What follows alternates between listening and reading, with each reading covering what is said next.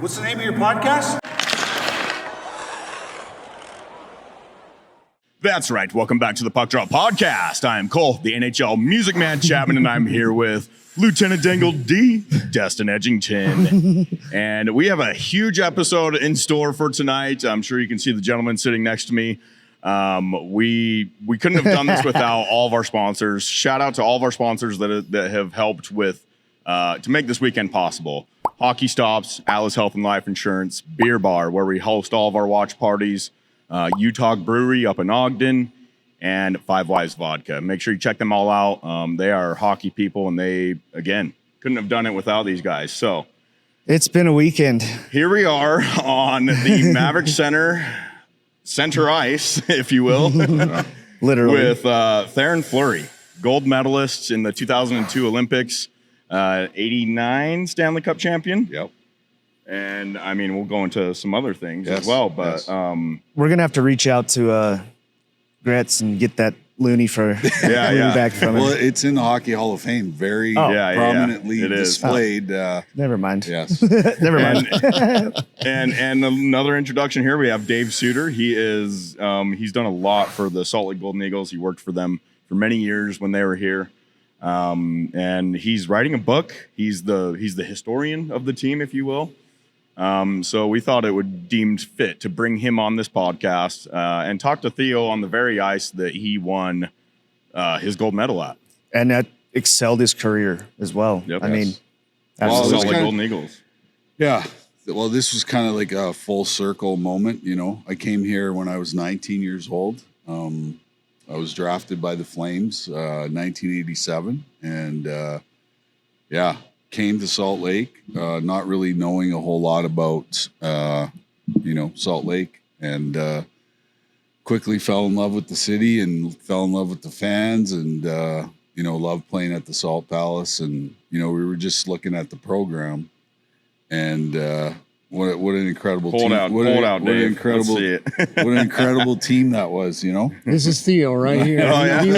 He was the cover boy that night. yeah. And how old do you look in that picture, I know. Theo? Oh, I look about 12.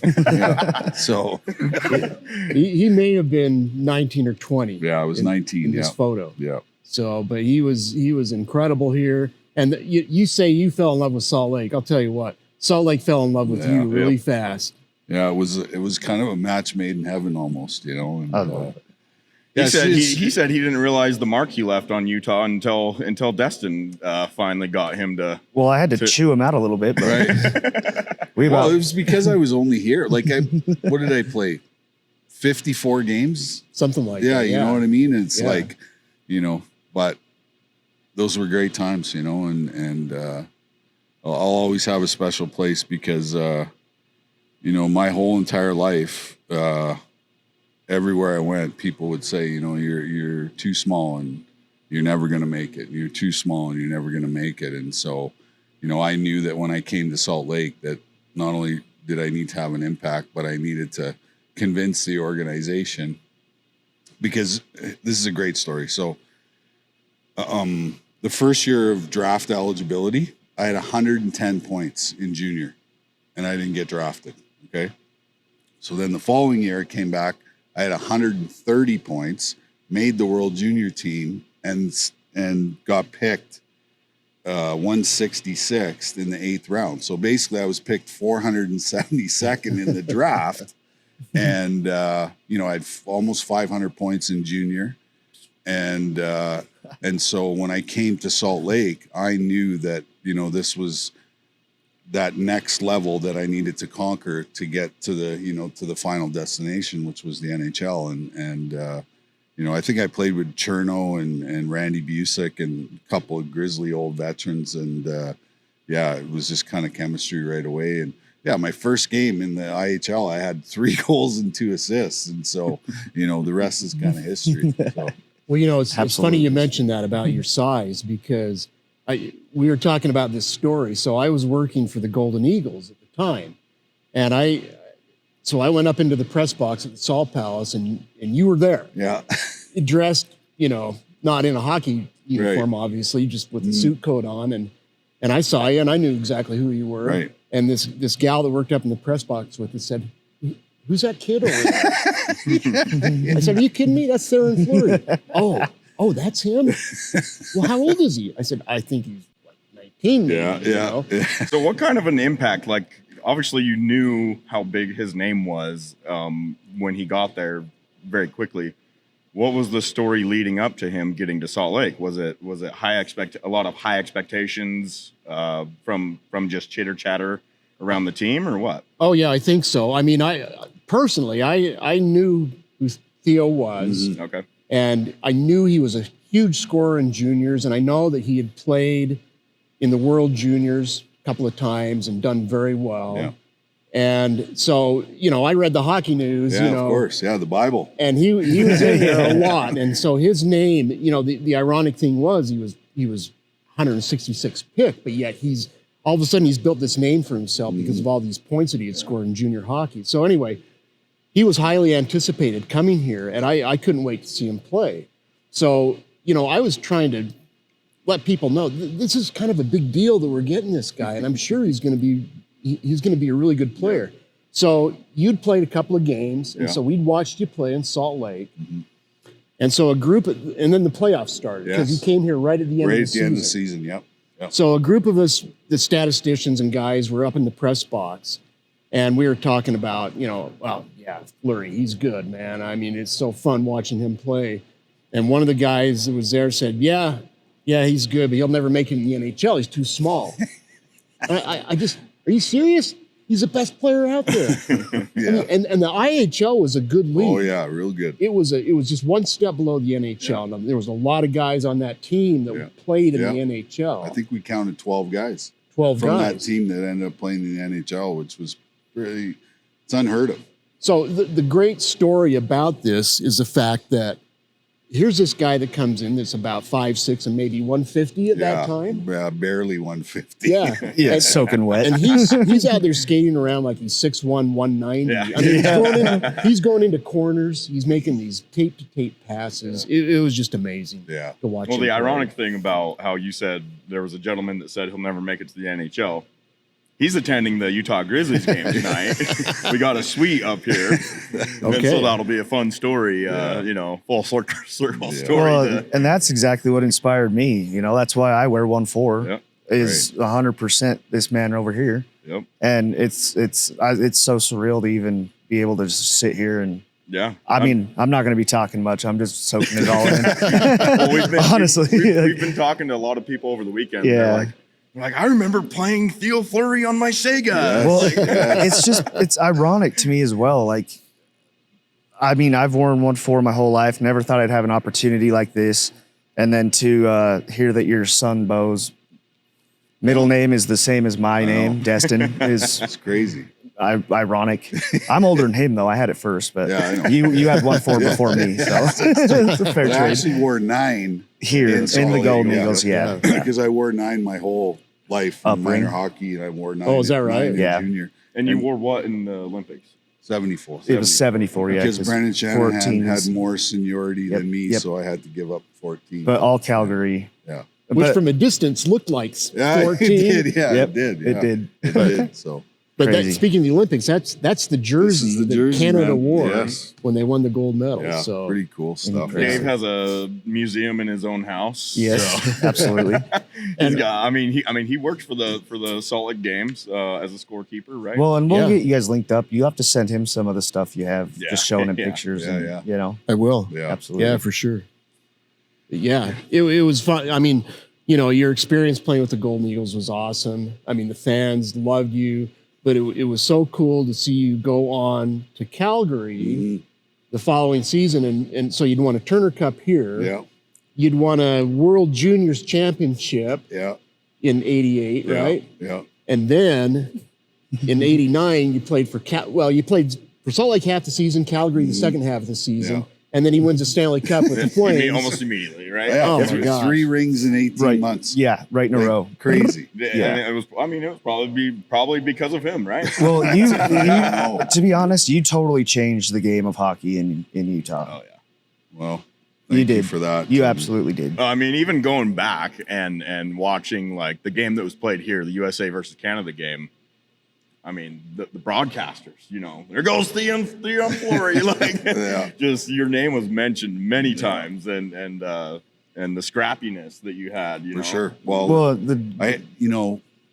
I had to set myself apart from every small guy, because how many small guys did you see come through Salt Lake that never made it? That were great, highly skilled guys. You know what I mean? And so I quickly figured out that I needed to play a different style. I had to be physical. I had to be, but my whole career I provided energy and spark and changing momentum, of the games and stuff. And, I mentioned this many times, when I got called up to Calgary, like I was the fourth line centerman for the Calgary Flames, right? And they didn't care if I scored a goal or not. My role was to provide energy, to provide a spark, draw penalties, because obviously we had the number one power play in the NHL.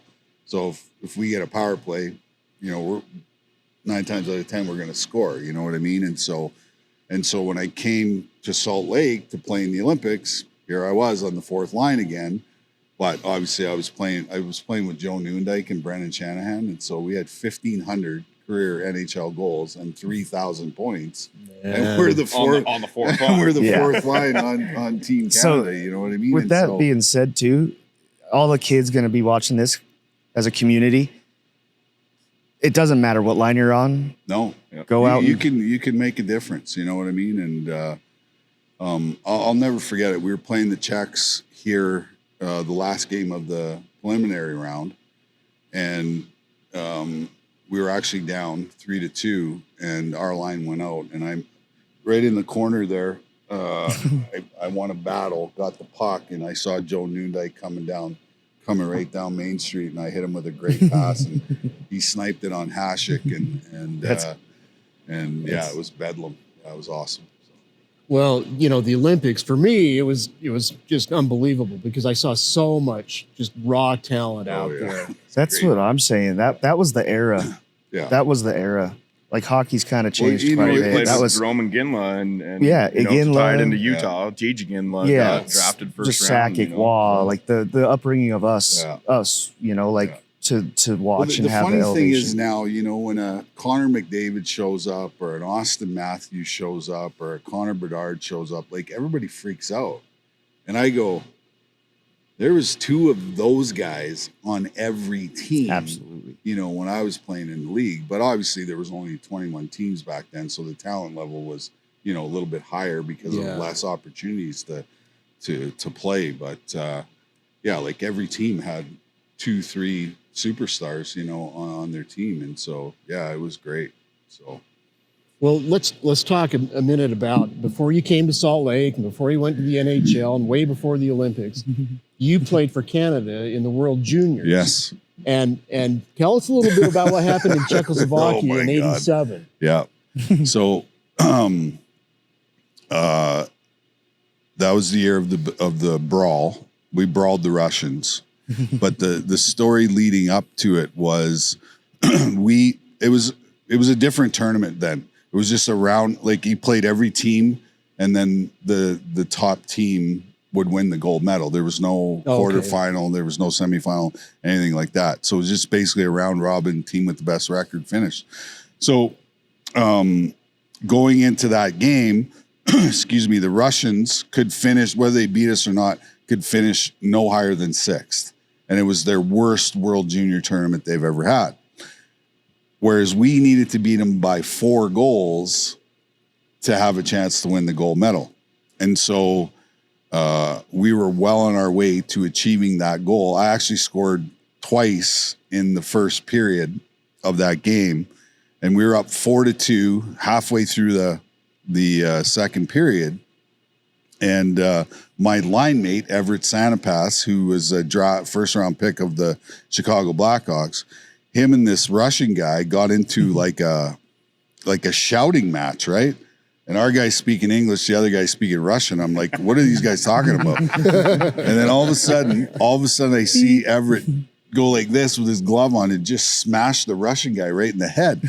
So we kind of all drift over to where that was happening. I got cross-checked from behind, and then one of our guys, cross-checked the guy who cross-checked me. Then next thing you know, we got a 5-on-5 brawl happening on the ice, and like it's a yard sale, sticks, gloves, are everywhere. And then I looked up, and both benches were coming at us, and gloves and sticks were flying. So we basically brawled for 45 minutes. 45 minutes. And the refs, because they lost control of the game, they like ran off the ice. Well, when you have 20 guys going at it, 3 of them ain't going to do anything. Lights 4 off. of them. Oh, they turned the lights off in the rink. Yeah. But nobody stopped. We just kept fighting. And the only reason why the brawl stopped is because everybody was exhausted from fighting. You're like, I'm done, dude. Yeah. So we kind of clean up the ice, and we go off, and we're sitting in the dressing room and, waiting to go back out, because in the Western League, there was either a 5-on-5 brawl or a bench clearing brawl every night back home. Yeah. And so we're sitting in the dressing room, thinking, okay, well, we're going to go back out on the ice and play. Well, there was the president of Hockey Canada at the time was a guy named Dennis McDonald. And he came into the room and said, pack your bags, boys. We've been kicked out of the tournament. We've been disqualified. And, and so, so that was kind of a disappointing thing. But, what happened the following year was even better, right? Because we went right into Moscow, Soviet Union, Communist Soviet Union. So you've been over there? Yeah. Oh, and wow. the Russians had a line of Fedorov, McGillney, and Bure was their number one line. Can you imagine that? Yeah. I know. And we beat them 3-2 in the same rink that Paul Henderson scored the goal in 1972. Yeah. In that first, that famous Summit series. And so, that's it was incredible. So that's crazy. So that was like it was before your guys' time, but Canada played Russia in like this 7 or 8 game series. It was an 8-game series. Yeah. And Paul Henderson, who played for Toronto, he scored the winning goal, and there's this iconic picture of him celebrating that goal, and it was incredible. Was it Foster Hewitt who was the commentator? And it's very iconic. Henderson has scored for Canada. That's exactly how he said. That's what really sparked this whole international hockey scene, was that series. And the Russians, like, they were in incredible shape. So at the beginning of the series, like, the Canadian guys weren't in great shape, and so they kicked our butts, like, in Canada. They actually booed the guys off the ice in Vancouver. I was just going to say that. And then there was this iconic interview with Phil Esposito, who was almost crying on TV. He was so hurt that the fans in Canada had booed them off the ice. And so when they went back to Russia, they were finally in good shape, and they ended up winning the series. And Paul Henderson scored that iconic goal that anybody who's a hockey fan in Canada knows about that. So, and that's incredible to hear. You know what I mean? Like, just the journey, everything that the stories we've heard this weekend are incredible. Like, this is going to be. So to like circle back, I mean, what was it like coming in this morning and seeing this ice for the first time? And I was going to say that as well. 23 years. 23 years. Yeah, it was emotional.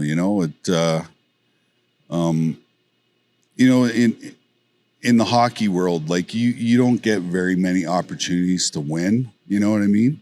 And so many things have to come together in order for you to have a chance to win. And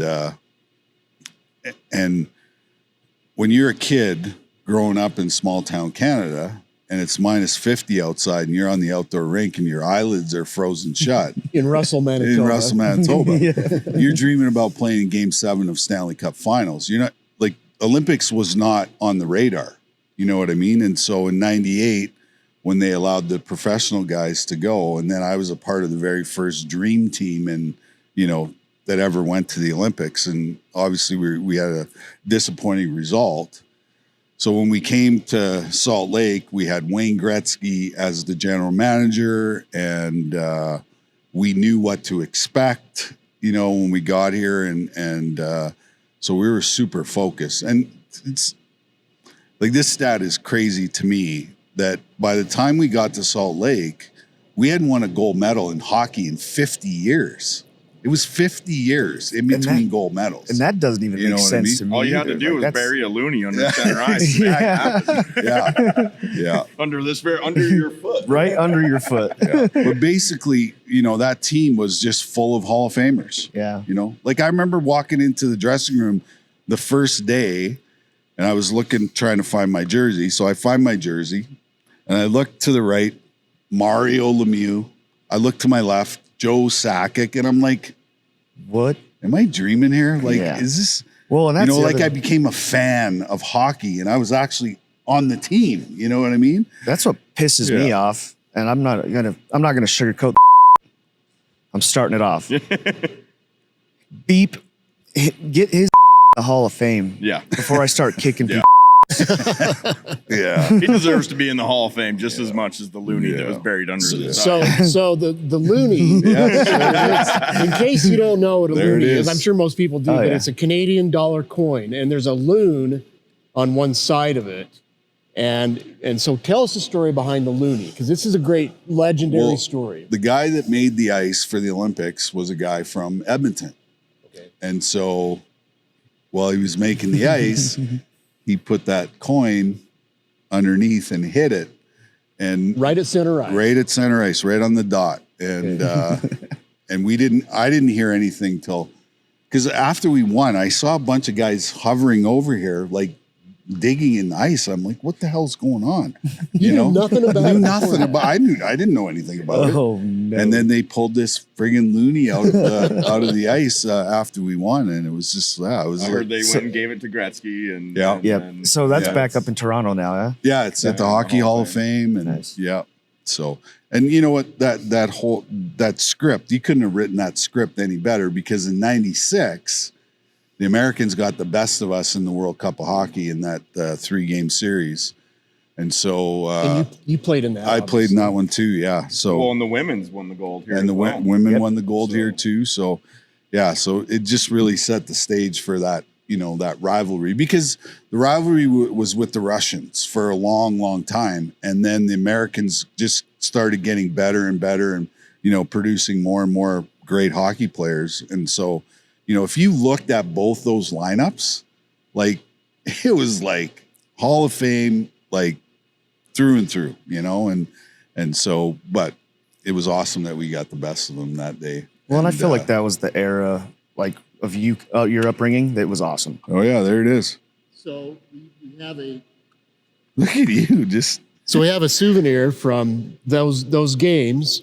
That's a official Olympic game puck, which are hard to get. Oh yeah. And the only reason why I have one is because I was a volunteer.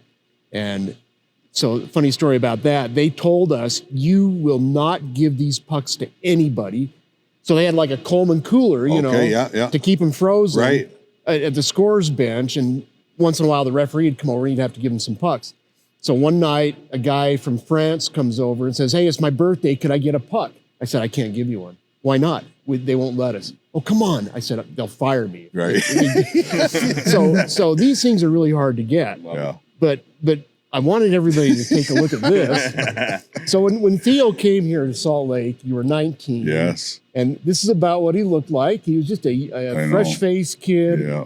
But I'm telling you, as soon as he stepped out on the ice, he was the best player out there. Yeah. And it wasn't long till so you won a Turner Cup with Salt Lake that year. Yeah. Which was great. Mm-hmm. But then the following season, let's talk about your Calgary experience, because you played here that following season for 40 games and scored like 74 points in Salt Lake. Well, there's a great story though about that. That's so crazy. I went to the training camp in Calgary that year, fully expecting that I was going to make the team. Okay. And I actually led the preseason in scoring, the whole 9 yards. And I got sent down. And, wow. Were you disappointed? Oh, I was super disappointed. So, and it was basically like, I'd never lived on my own. I'd never really cooked a meal. I'd never done any laundry. Like I'd never paid rent. You know what I mean? And so there was a transition period when I got here where I didn't play very well at the beginning of the year. Like, I think I started the season, I had 1 goal and 11 assists. Okay. So we're playing in Denver and we have our pregame meal, and Baxi says, I want to see you in my room after lunch. That's Paul Baxter. Paul Baxter. Yeah. Paul Baxter. Yep. So I go up to his room and, he basically says to me, he goes, I know you've been disappointed. Yeah, I know you wanted to make that team this year. And he said, but, they wanted you to come down here to, learn how to look after yourself, do all these things. And so he says, I'm going to make you a deal, he said. He said, when you're in our end of the ice, I want you to play my system. But he says, as soon as you get the puck over the blue line, you do whatever you want, okay? Fair enough. And that's when I went on a tear. Like, I just lit the whole league up, and it was a fair trade-off, you know what I mean? And then I'll never forget it. We played the Denver Rangers at the Salt Palace New Year's Eve. We beat them 3-1. I scored all 3 goals, and I was coming out of the shower, getting ready to go to our New Year's Eve party. I was all dressed up and everything. And Paul Baxter came up to me. He said, can you be on the plane tomorrow? I'm like, what are you talking about? Plane? He says, yeah, can you be at the airport tomorrow morning? I'm like, I guess. I go, like, where? Why? Why do I need to go to the airport? He said, well, I just got off the phone with Cliff Fletcher, and he was the GM. He was the GM of the Calgary Flames, and he said, yeah, they just called you up tonight. And I was just like, oh my God, this is incredible. And so, and a gentleman named Ernie took me to the airport. Ernie took me. Yeah, and we'll see you tonight. Yeah. And what did I say to Ernie? I said something like, I don't know. Hey, Aaron, thanks for the ride. You won't see me again because I ain't coming back. I'm sorry. Exactly. And the rest is history. Yeah, the rest is history. So then you get to Calgary. Now tell us how that went. Yeah, because that's a pretty good story. Yeah, it was really incredible. I went to a very veteran team there, and they basically built their team to beat the Edmonton Oilers. Like, that's how they designed, because in the 80s, the Stanley Cup went either through Edmonton or Calgary, right? And so I played my first game against the Quebec Nordiques, and yeah, it was great. I played well. We won the game 5-1. And then the next game was against the Edmonton Oilers, hockey night in Canada.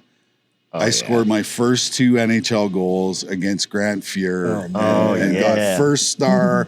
I was on TV, hockey night in Canada. Were you a plus that night? Oh yeah, it was awesome. And then we ended up playing against Gretz and the LA Kings, and we were actually down 5-2 going into the third period, and so they moved me up on a line. I played wing with Joey Mullen, an old Eagle, ex-Eagle. Yeah, Joey Mullen and Doug Gilmore. And I ended up getting 3 assists in the third period, and we won the game 8-5. Wow. So we scored 6 goals in the third period to win. So I basically had 5 points in my first 3 NHL games, and the rest is the rest is history. You just never know. Like, a game can shift. Yeah. Oh yeah. Yeah. Momentum is that many goals in one period, especially the third period. I know. Yeah. But it just showed, just went to show you how good that team was, and. We played Vancouver in the first round of the playoffs, and we finished 40 points ahead of them in the standings. Oh, wow. And they took us to game 7, overtime, and Joel Otto scored the game-winning goal. And so basically we lost 3 games in the first round, and then the rest of the playoffs, we only lost 3 games because we swept the Kings in the second round. We beat the Blackhawks 4 games to 1 in the semis, and then beat Montreal 4 games to 2 to win the Stanley Cup. So this is the thing that I think is really cool. You had told me last night is what is so unique? Not just beating Montreal, but where you beat Yeah. them. Well, Montreal has what, 24 Stanley Cups? I think so. Yeah, it's And up so there. we were the first team ever in the history of the Montreal Canadiens to be a visiting team to carry the Stanley Cup in the Montreal Forum. So that was kind of like the cherry on top of the dangling sundae. it over Yeah. their head. Yeah. How did that feel? Oh, it was incredible. So Theo, what's your thoughts on the NHL in Utah, the Utah Hockey Club team, and they're getting a new name, and what's your thoughts on the NHL finally coming to Utah, and what do you think about Utah being a hockey town? Yeah. Well, I think it should have happened 30 years ago. You know, like this is kind of a hidden gem of hockey, you know? And when I got here, like I said, I fell in love with the city. I fell in love with the fans, and, you know, the feeling was mutual, you know what I mean? And so to come back, you know, 37 years later and go to a NHL game in Salt Lake City and see a building full of people excited to have the team here, was pretty fun to be there last night, and you know, to maybe think that I had something maybe to do with that. Oh, you yeah. know, Yeah. No, You know what I you mean? did. Yeah, absolutely. And I did. even said it on the radio last night. I said, if there was a team in Salt Lake when I was playing in the NHL, I would have demanded a trade so that I could come back and play, you know, in the NHL here in Salt Lake. So that would have been great. We would have been happy to see that Yeah, of happen. course, yeah. of course. Even now. And yeah. And there we have it. Hey, Theo, thanks for coming out. No, thank you guys. And We made it a goal to get this gentleman back here in Utah because of the history he has and the impact that he made on people here in the state, including Dave. So right. thanks Well, again sure. for coming out. Yep. Yeah. Dave, Shout out Thank you. Yeah. to everybody Appreciate that's it. Shout out helped to along the everybody way. that made this Illuminix. possible. Yeah. Illuminix Entertainment, Yeah. the Maverick Absolutely. Center, the Utah Grizzlies. Right here, Absolutely. fellas. Incredible. There it is. Yes. And thank you. No, thank you guys. You know, thanks for the weekend, and you know, it's been a great walk down memory lane, and you know, to kind of finish it off here, Yep. where Yeah. it's one of the most iconic moments in my hockey career. Like right there, probably at the R is where they put the gold medal on me. Yeah. And then I'll tell one quick story before we go. So as I was skating around the ice, my mom and dad were in the stands. Oh, And so I'm awesome. trying to find my mom and dad, and I couldn't find them for like 20 minutes because this place was going crazy. So I looked up, and my dad was sitting in the front row in the upper deck. And there's an iconic shot of me. As soon as we locked eyes, I went like this, and they snapped the picture Oh, right nice. then and there. So We got to find that. yeah, so it was like, it was cool. So Okay. Awesome. Thank you. Awesome. If we're Thank still you. rolling, this has been the Puck Drop Podcast. We'll see you guys next time. Incredible.